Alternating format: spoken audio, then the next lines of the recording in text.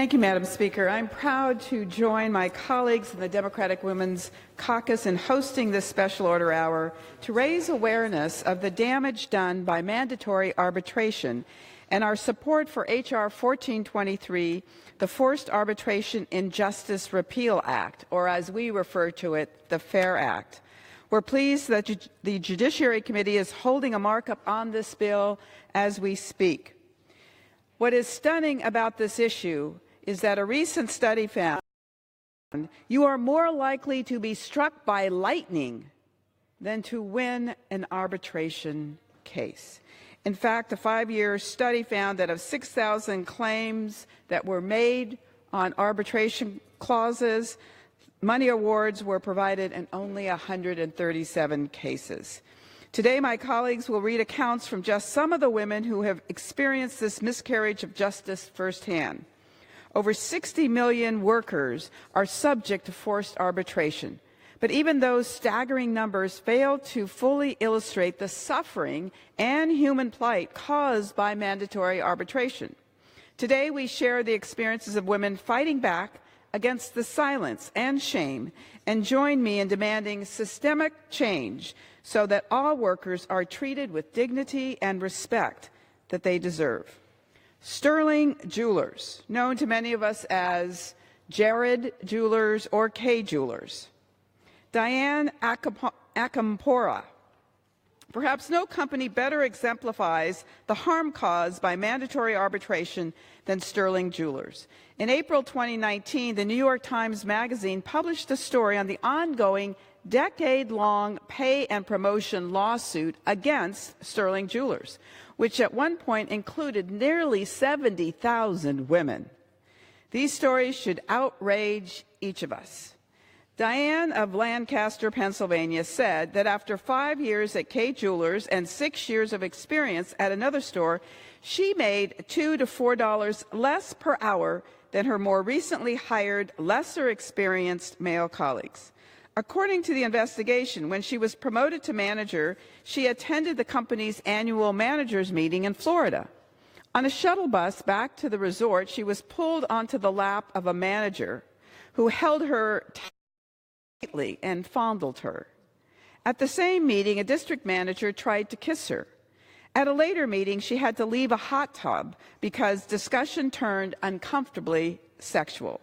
She was later told that the hot tub scene turned into an orgy. And that's just the tip of the iceberg.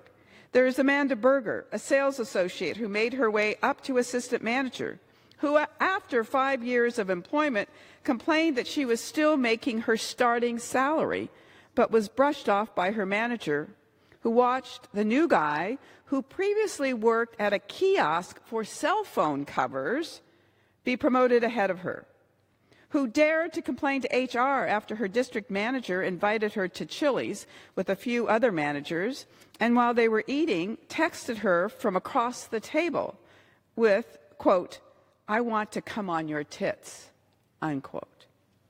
Marie Wolf's manager didn't seem to like her despite the fact that she was a top salesperson at Jared.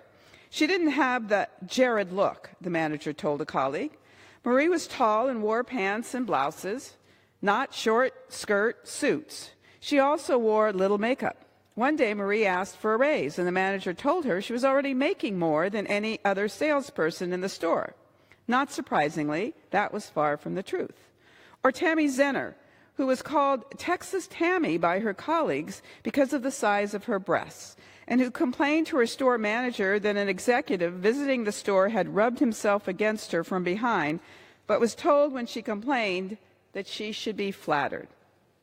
The culture of rampant gender discrimination, pay inequity, and sexual harassment at Sterling is the stuff of living nightmares suffered by so many working women, many of whom are the primary, if not only, breadwinner for their families.